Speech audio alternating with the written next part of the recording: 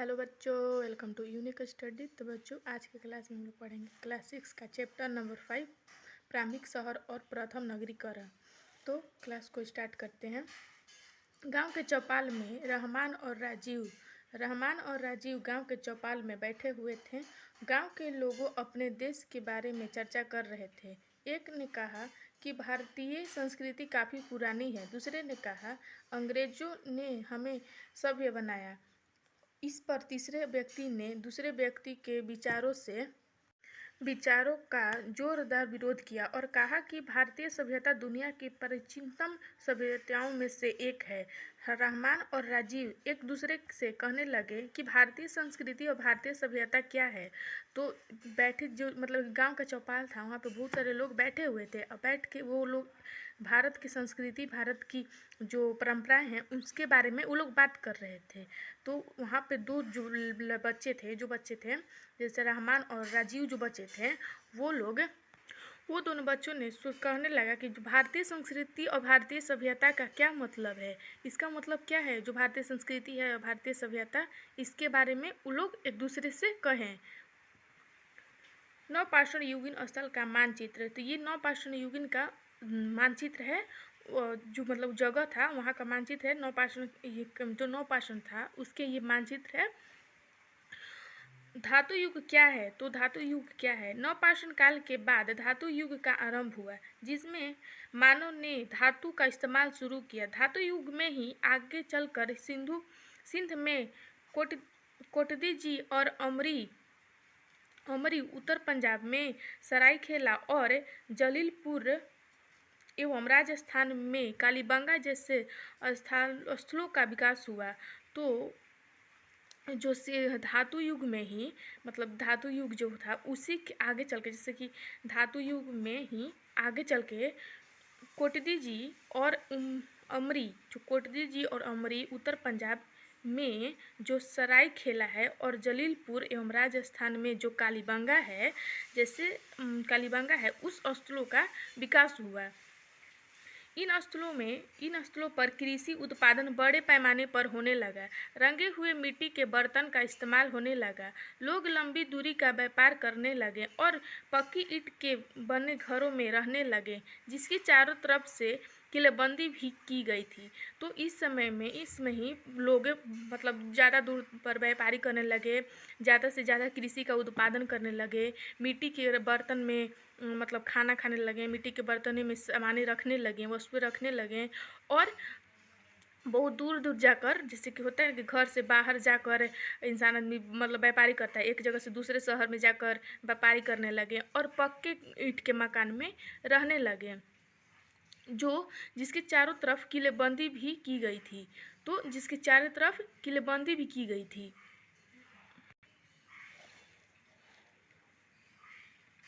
धातु युग का आरंभ नवपाषाण काल के अंतिम चरण में हुआ। तो जो धातु युग था उसका आरंभ नवपाषाण काल के चरण में अंतिम चरण में हुआ। किसका? नवपाषाण काल के अंतिम चरण में धातु युग का आरंभ। पहला धातु तांबा था, जिसे नदी के तलहटी से प्राप्त किया जाता था। तो नदी के तलहटी से प्राप्त किया जाता था, मतलब कि जो जैसे कि पहाड़ वाला जो क्षेत्र है, जो नदियां हैं, उसकी जो तलहटी जो निचली भाग है, उससे जो धातु थी उसको प्राप्त किया जाता था। इस समय भारत के पश्चिमोत्तर क्षेत्र में कई ग्रामीण संस्कृति उदित हुई। इन संस्कृतियों के लोग बड़े पैमाने पर कृषि उत्पादन करने लगे थे। आप पिछले अध्याय में खेती की शुरुआत की परिस्थिति से परिचित हुए होंगे। ये संस्कृतियाँ अपनी विशिष्ट मिट्टी के बर्तन के लिए भी प्रसिद्ध थीं। तो ये जो कि संस्कृतियाँ थीं, वो अपने मिट्टी के बर्तन के लिए भी प्रसिद्ध थीं। तो माफ़ी चाहती हूँ बच्चों, क्योंकि बीच बीच में वीडियो रोकना पड़ रहा है, इसलिए मेरे को बहुत ज़्यादा आवाज़ आ रही है। और हम वीडियो होता है ना कि जैसे कि हम घर पे किसी को बताया नहीं कि हम वीडियो डालते हैं, क्योंकि मेरे यहाँ वीडियो कोई किसी चीज़ को लेकर नहीं डालने के लिए बोलते हैं लोग। जैसे कि होता है कि उन लोग को पता लगेगा तो वीडियो नहीं डालने देंगे। अब मेरे को शौक़ है कि हम पढ़ाएँ, और मेरे को पढ़ाना अच्छा लगता है। इसलिए बारिश भी बहुत ज़्यादा हो रही है, लेकिन आज संडे है, लेट वैसे भी हम हो गए हैं, क्योंकि संडे का थोड़ा बहुत ज़्यादा काम हो जाता है और सारा काम ख़त्म करने के बाद ही मेरे को वीडियो बनाने का टाइम मिलता है। तो ये संडे के दिन बहुत ज़्यादा काम होने के कारण वीडियो लेट आज आई है और आवाज़ इतना आ रही है, इसके वजह से हमको वीडियो बीच बीच में रोकना पड़ रहा है। तो उस चीज़ को इग्नोर कीजिएगा कि वीडियो क्यों बार बार रोक दे रही हैं। तो वीडियो उसी को आवाज़ आने के कारण से, बहुत ज़्यादा आवाज़ आने के कारण से वीडियो रोक रहे हैं हम। इस समय की बस्तियां आमतौर पर छोटी होती थीं और इनमें बड़े आकार की बस्तियां नहीं के बराबर थीं। इन संस्कृतियों से जुड़ी कृषि, पशुपालन तथा शिल्प के साझे मिले हैं। तो यहाँ से बहुत सारे पशुपालन जो पहले लोग करते थे उसके साझे मिले हैं और बहुत सारे जो मतलब होता है खेती लोग करते थे तो उसके साझे मिले हैं। मतलब हर तरह के साझे यहाँ पे मिला है और यहाँ पे आमतौर पे छोटी छोटी बस्तियाँ होती थी। मानव संस्कृति सभ्यवस्था में कैसे प्रवेश करी? तो मानव संस्कृति जो है वो सभ्यवस्था में कैसे प्रवेश करती है? किसी भी क्षेत्र की संस्कृति के सभ्यवस्था में प्रवेश करने के लिए कुछ मापदंडों को पूरा करना होता है। जैसे वह क्षेत्र शहर के तब्दील हो गया हो, लेखन कला विकसित हो गई हो, शहरी आबादी के पालन पोषण के लिए ग्रामीण क्षेत्रों की जरूरी चीज़ों की पूर्ति होती हो, लंबी दूरी का व्यापार होता हो और कारीगरी, कलाकारी तथा विज्ञान आदि का विकास हो गया हो। तो जो मतलब कि जैसे कोई भी क्षेत्र है वो किसी क्षेत्र में तब्दील हो गया हो, जो मतलब कोई भी पुराना चीज़ है वो नई चीज़ में तब्दील हो गया हो, उस तरह का मतलब तब्दील का मतलब वही होता है कि कोई भी जैसे सामान हो, नए सामान में कोई भी चीज़ें ऐसी हो जो नए सामान में तब्दील हो गई हो, उसके बारे में यहाँ पे बोल रहे हैं। नवपाषाण युग के बाद विश्व के कई हिस्सों में मानवीय संस्कृति ने सभ्यवस्था में प्रवेश किया। जैसे भारत में हड़प्पा सभ्यता, इराक में मेसोपोटामिया की सभ्यता, मिस्र की सभ्यता, चीन की सांग सभ्यता। तो नवपाषाण युग में जो नवपाषाण का युग है उस बाद में विश्व के कई हिस्सों में मानवीय संस्कृति में सभ्यताओं का प्रवेश किया, जैसे कि मतलब प्रवेश हो किया गया। तो पहले के जो मतलब नवपाषाण था उसमें तो हमारे देश में तो था ही, वो अलग अलग देश में भी उस मतलब सभ्यताओं को उस जो संस्कृति सभ्यताएं थे उसको उस चीज़ में प्रवेश किया गया, मतलब कनेक्ट किया गया इस तरह से। संस्कृति समाज में प्रचलित रीति रिवाज, खान पान, वेशभूषा, रहन सहन, धार्मिक संस्कार, आर्थिक क्रियाकलाप के तौर तरीके, कला कौशल के विविध रूप, भाषा एवं साहित्य की शैली आदि परंपराओं जो पीढ़ी दर पीढ़ी चली आ रही है उसे ही संस्कृति कहते हैं।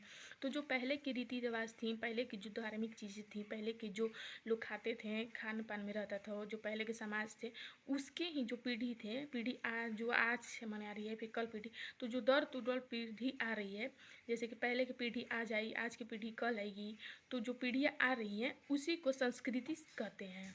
जो पहले की पीढ़ियाँ आती रही है उसी को संस्कृति कहते हैं। इस प्रकार संस्कृति से तत्पर व्यक्ति को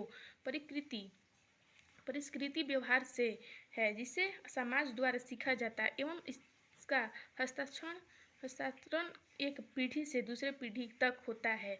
तो इस तरह से मतलब इसी तो समाज से हमारे जो पीढ़ियाँ हैं उससे कुछ सीखा जाता है और इसका ही हस्तांतरण एक पीढ़ी से दूसरी पीढ़ी तक होता है। मतलब हस्तांतरण मतलब एक पीढ़ी जैसे कि चलते रहता है, एक हाथ से दूसरे, मतलब जनरेशन चेंज होती है तो हस्तांतरण होता है, जैसे कि इस पीढ़ी के बाद दूसरा पीढ़ी आता है, उस तरह से।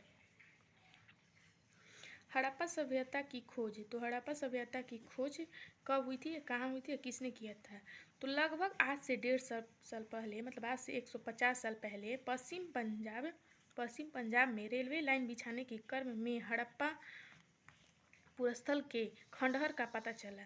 तो पहले जो मतलब जो हम लोग का हड़प्पा है जो पाकिस्तान में चला गया है, उस सब पहले एरिया मतलब एक ही था, पाकिस्तान और पंजाब, मतलब पाकिस्तान और जो भारत है वो एक ही था।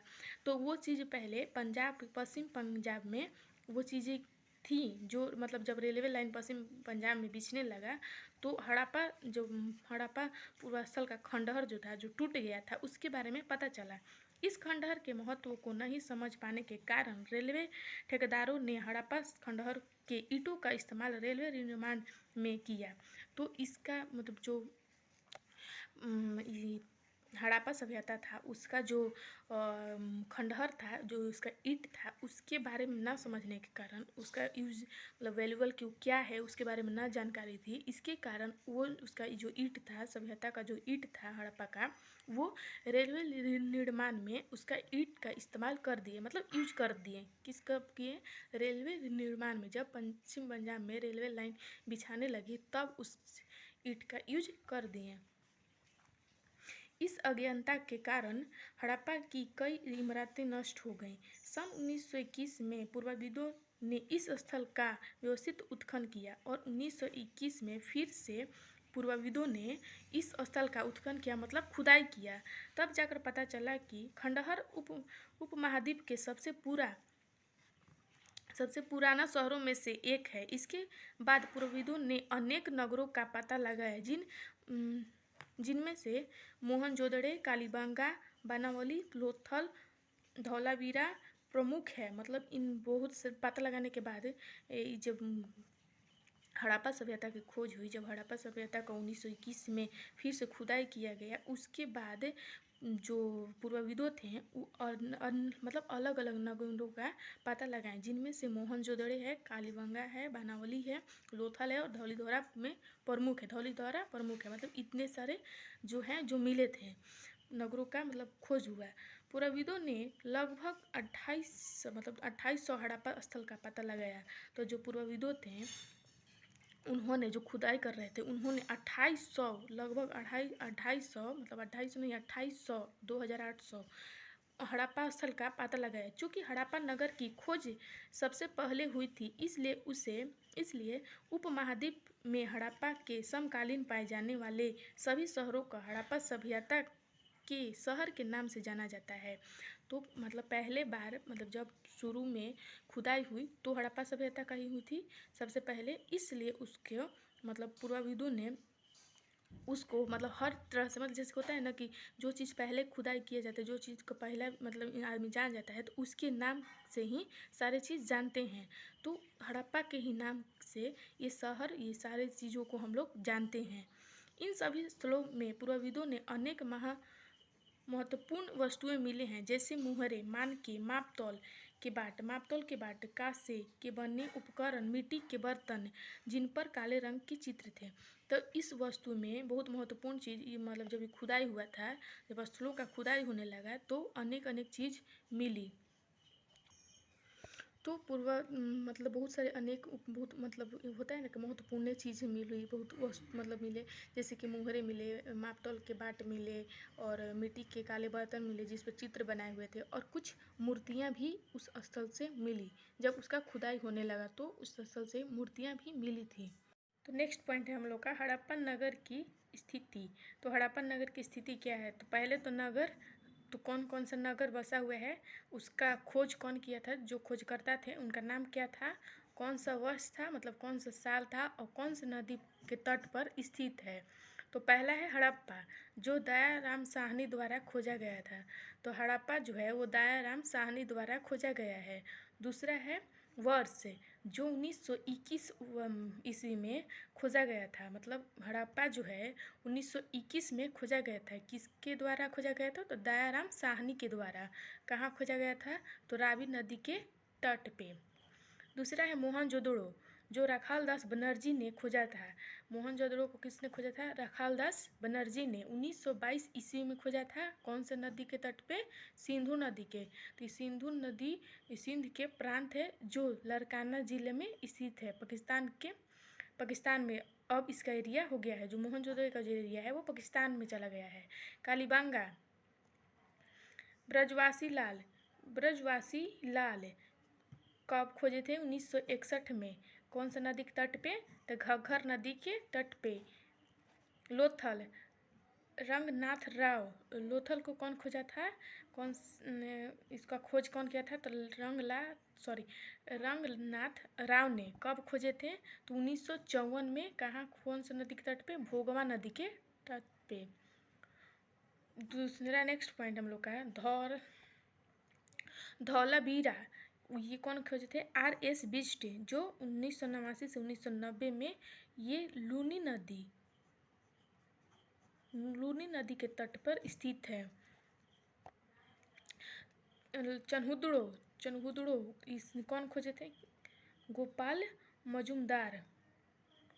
तो चुनहुदड़ो जो नगर है उसको गोपाल मजुमदार ने खोजे थे 1931 में, सिंधु नदी के तट पर स्थित है। रंगपुर जो माधव स्वरूप वत्स खोजे थे। कब खोजे थे? 1931 में, और 1931 से 1953 में खोजे थे। कौन? रंगपुर नगर का कौन? माधव स्वरूप वत्स है। कौन सा नदी के तट पर स्थित है? मादर नदी के तट पे। तो ये आपको पता हो चल गया होगा कि जो हम लोग का नगर है वो कौन से मतलब किसके द्वारा खोजा गया था, कौन से वर्ष में खोजा गया था, और कौन से नदी के तट पे स्थित है। तो ये बहुत ज़्यादा इम्पॉर्टेंट है, मतलब VVI है, वेरी वेरी इंपॉर्टेंट, बहुत ज़्यादा इम्पॉर्टेंट है। नेक्स्ट पॉइंट है हम लोग का, हड़प्पा सभ्यता के नगरों की विशेषता क्या थी? तो जो हड़प्पा सभ्यता थी उसके नगरों की विशेषता क्या थी? हड़प्पा सभ्यता के अधिकांश नगर दो हिस्से में विभाजित थे। नगर के पश्चिम हिस्सा, तो कहा जाता है कि जो हड़प्पा सभ्यता था वो दो नगर में मतलब विभाजित था। कहा जाता मतलब कि जैसे एक ऊपर के क्षेत्र में जैसे होता है ना कि एक नीचे एक गाँव है, एक उसके ऊपर में गाँव है, तो वो दो क्षेत्रों में विभाजित था। हड़प्पा सभ्यता का जो नगर था, गांव था, जो नगर था, तो लिखा है ना, हड़प्पा सभ्यता अधिकांश दो नगरों हिस्सों में विभाजित थे। नगर का पश्चिम, जो नगर के पश्चिम एरिया है हिस्सा छोटा परंतु ऊंची जगहों पर बसा था। तो जो नगर के छोटा पश्चिम एरिया है वो छोटा था परंतु ऊंची जगहों पर बसा था। मतलब नगर छोटा था लेकिन ऊंची जगह पर बसा था। जबकि पूर्वी हिस्सा बड़ा परंतु निचले इलाकों में बसा था। तो जो पूर्वी हिस्सा था, जो पश्चिम हिस्सा था, वो छोटा था लेकिन बड़ा हिस्सा मतलब जगहों पर बसा था। और जो पूर्वी हिस्सा था वो बड़ा था लेकिन नीचे बसा था। तो ये छोटा होकर भी ऊपर बसा था और ये ऊंची बसा था, मतलब ऊंची जगहों पर बसा था। और ये पूर्वी जो है वो बड़ा होकर भी निचले जगह इलाकों में मतलब बसा था। ऊंची जगहों पर बसे छोटे हिस्सों को पूर्वविदों ने नगर के दुर्ग कहा। तो जो ऊंची जो जगह थी उसको पूर्वविदों ने, उस हिस्से का पूर्वविदों जो थे, जो खुदाई लोग करते थे, उन लोगों ने क्या कहा? हाँ, छोटे हिस्सा का मतलब दुर्ग कहा। और निचले इलाकों को निचला नगर कहा। मतलब जो नीचा में था, जो नीचे में बसा था उसको निचला नगर कहा, और जो ऊपर में था उसको दुर्ग नगर कहा।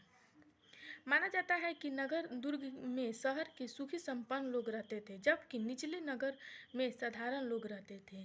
तो जो पूर्वी में था, जो पूर्वी इलाका था उसमें जो था वो मतलब जैसे कि उसमें जो लोग रहते थे उसमें साधारण लोग रहते थे, उसमें मतलब साधारण लोग रहते थे। और जबकि ऊंची जो इलाका था, जो ऊंची नगर बसा हुआ था, उसमें संपन्न लोग रहते थे। जैसे कि धनी लोग होता है ना कि धनी लोग रहते हैं, तो धनी लोग रहते थे। नगर के चार दीवारियों का निर्माण ईंटों से की है। ईंटों के निर्माण एवं दीवार बनाने के लिए ईंटों की चिकनाई में उच्च तकनीक का प्रयोग किया जाता था, तभी तो हजारों साल बाद भी दीवारें मजबूत से खड़ी रह सकी। तो कहा मतलब कि पहले जो मतलब जो हड़प्पा सभ्यता था, जो हड़प्पा था, उसकी जो दीवारें थीं वो बहुत ज़्यादा मतलब मजबूत थीं। उसकी जो ईंटें थी बहुत ज़्यादा चिकनाई जैसे ईंटों से बनी हुई थी, इसलिए वो इतने समय तक उसके दीवार भी मौजूद था, मतलब खड़ी रह सकी, टूटी भी नहीं। कुछ नगरों के दुर्ग वाले हिस्से में बड़े इमारतें और आवासीय ढांचे मिले हैं। इन इमारतों के नक्शे एवं निर्माण के तरीके विशिष्ट प्रकार के थे। मोहनजोदड़ो में एक तालाब मिला, जो मोहनजोदड़ो था उसमें एक तालाब मिला जिसे पुराविदों ने स्नानगार कहा, मतलब उसे पुराविदों ने स्नानगार कहा, मतलब कि उन लोग कहते हैं कि जो इतलाब घर है यहाँ पर, हो सकता है कि पहले जो यहाँ पर लोग रहते थे, जो पहले के यहाँ पे बस्तियाँ थी, नगरें थी, वहाँ पे लोग मतलब यहाँ पे लोग नहाते होंगे, क्योंकि उसके बगल में ही एक कुआं भी था। और ये जो स्नान घर था वो 4 दीवारों की ईंटों से घिरा हुआ था, जैसे कि एक रूम बनाकर उसी में मतलब एक स्नान घर बनाया गया था। जबकि बहुत ज़्यादा मतलब महत्वपूर्ण लोग, जैसे इंपॉर्टेंट लोग होते हैं, जो कोई अच्छा मतलब अच्छा जैसे कि होता है ना कि एक कार्य करने के बाद मतलब कोई भी वहाँ पर कार्य रखा जाए तो वहाँ पर जाकर कोई नहा लेता है, तो वो था। तालाब के दोनों सिरों तक सीढ़ियाँ बनी है। तालाब के फर्श तराशी गई ईंटों से बना है, जिसमें इसमें पानी का सिंचाव सॉरी मीटर गया है, सिराव सिसाव रोकने के लिए प्लास्टर के ऊपरी चारकोल की परत चढ़ाई गई है। तो मतलब कि होता है ना कि जो मतलब कोई भी पानी है वो मतलब कीड़े से नहीं, देहाती भाषा में बोला जाता है, कीड़े से नहीं, जैसे कि उसका पानी मतलब होता है कि सींचे मतलब नहीं, कीड़े से नहीं, उससे उन लोग का जो जो बनाए थे नीचे का जो ज़मीन था, उन लोग का जो प्लास्टर था वो बहुत चारकोल की परत से बनाए थे। तालाब के पास ही एक कुआं मिला, जो तालाब था बोले ना, तालाब के पास ही एक कुआं मिला है। स्नान घर में पानी इसी कुएं से निकाल कर भरा जाता था। स्नान घर में पानी निकालने की भी व्यवस्था थी। स्नान घर के चारों तरफ कमरे बने हुए थे। ऐसा माना जाता है कि विशिष्ट नागरिक विशेष अवसर पर स्नान किया करते थे। तो पहले मतलब वहाँ पे एक कुआं भी मिला, और वहाँ पे मतलब माना जाता है कि जैसे कि विशिष्ट अवसर पे मतलब एक होता है ना कि अच्छा, और मतलब कि कोई पर्व हो, या फिर कोई जैसे कि कोई किसी की शादी विवाह, या फिर किसी कोई अच्छा चीज़ जैसे कि महत्वपूर्ण होता है ना कि जो उस दिन इम्पोर्टेंट हो, या फिर बहुत सारे लोग आ जाते हैं, या फिर जैसे विशिष्ट नागरिक विशेष अवसर पे जो मतलब इसे जैसे हम लोग की तरह का जैसे छठ पर्व होता है, तो वहाँ पर जो तालाब होता है उसमें लोग नहाते हैं, जाते हैं नहाने के लिए, तो उसी तरह से उन लोग का भी ऐसा मतलब समय था कि जो उस समय उन लोग स्नान घर में जाते थे नहाने के लिए, और बगल में कुआं भी था। तो कुआं से मतलब कहा जाता है कि वहाँ पे जब कुआं है, तो वहाँ से कुआं में से पानी निकाल कर और वहाँ पे स्नान घर में नहाया जाता था, और वहाँ से पानी निकालने का भी साधन थी, व्यवस्था थी। तो इस प्रकार को इस टॉपिक को दर्शाया गया है, इस टॉपिक को बताया गया है कि इस टॉपिक में क्या क्या है, जो आपको हम बता दिए हैं। मोहनजोदड़ो, हड़प्पा, कालीबंगा और लोथल में एक समान विशेषताओं वाली संरचना मिली है। तो जो मोहनजोदड़ो, हड़प्पा और कालीबंगा, लोथल में एक समान है, मतलब एक जैसे कुछ विशेषताएं संरचना मिली हैं। संरचनाओं को अनागार या कोठार के रूप में पहचाना गया है। इसी तरह कालीबंगा और लोथल जैसे नगरों में अग्निकुंड मिले हैं। तो कालीबंगा और लोथल जैसे जो नगर थे, कालीबंगा और लोथल जो नगर था उसमें अग्निकुंड मिला है। तो जाहिर सी बात है कि अग्निकुंड मिला है, जब अग्निकुंड तो वहाँ पे पूजा ही होती होगी, यज्ञ ही होता होगा। तो इस चीज़ को कालीबंगा में मतलब अग्निकुंड कालीबंगा और लोथल में मिला है। इसका इस्तेमाल यज्ञ के लिए किया जाता था। बिल्कुल। नगरीकरण का क्या अर्थ है, मतलब नगरीकरण का अर्थ क्या है? तो नगरीकरण एक प्रक्रिया है जिसके माध्यम से नगरीय जीवन पद्धति का विकास होता है। नगरीय जीवन पद्धति के से तात्पर्य नगर में निवास करने वाले लोगों के वस्त्र, आभूषण, खान पान, बातचीत, संबंध, व्यवहार, पेशा इत्यादि से है। नगरीकरण की प्रक्रिया में एक नगरीय समुदाय अस्तित्व में आता है। इस समुदाय के पास सुख सुविधा के सभी आधुनिक साधन होते हैं। यहाँ यातायात एवं संदेश वाहक व्यवस्था विकसित होती है। शिक्षा, ज्ञान, विज्ञान, चिकित्सा इत्यादि से संबंधित अनेक संस्थाएं होती है। आधुनिक साधन तथा बहुमंजिली इमारतें इसकी विशिष्टता होती है। जगह जगह आवासीय कॉलोनी होती है। जल आपूर्ति, बिजली आपूर्ति, सफाई, यातायात इत्यादि की देखरेख के लिए प्रशासन द्वारा की जाती है। नगरीकरण की प्रक्रिया में गांव अपना स्वरूप खो देता है और वह कृषि कार्य नहीं होता। जरूरी खाद्य सामग्रियों की आपूर्ति खेतिहर इलाकों से होने लगती है। भारत में नगरीकरण की प्रक्रिया हड़प्पा संस्कृति के समय से शुरू हुई, जो आज भी जारी है। भारत की लगभग 28% जनसंख्या का नगरीकरण हो गया है। ये एक बार आप अपने बुक में एक बार अच्छे से पढ़ लीजिएगा, वो समझ में आ जाएगा। नगरीकरण का ये मतलब यहाँ बताया गया है, अर्थ क्या था। इमारत, सड़क और नालियाँ।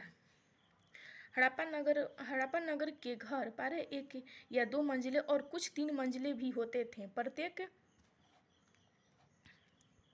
प्रत्येक घर में एक आंगन होता था और उसके चारों ओर कमरे बने होते थे। मकानों के दरवाजे और खिड़कियों मुख्य सड़कों के बजाय गली में खुलते थे। तो मतलब कि हड़प्पा जो नगर थे वहाँ पे घर जो था एक मतलब ताला होता है, पता है ना कि 1 मंजिले, 2 मंजिले, 3 मंजिले। तो हम देहाती भाषा में इसको 1 ताला, 2 ताला, 3 ताला कहा जाता था। इंग्लिश में एक first floor, second floor, third floor ऐसे कहा जाता है। तो वहाँ पे मतलब इतना तक का ही मतलब घर होता था और प्रत्येक के घर में एक आंगन होता था और आंगन के किनारे किनारे घर यानी रूम होता था। और जो मकानों का दरवाज़ा थे और खिड़कियाँ थे वो मुख्य रूप से जैसे कि वो सड़कों की बजाय गली में खुलते थे। तो सड़क में नहीं, गली में खुलते थे। अधिकतर घरों में एक स्नान घर होता था। घरों में एक कुएं भी पाए गए हैं।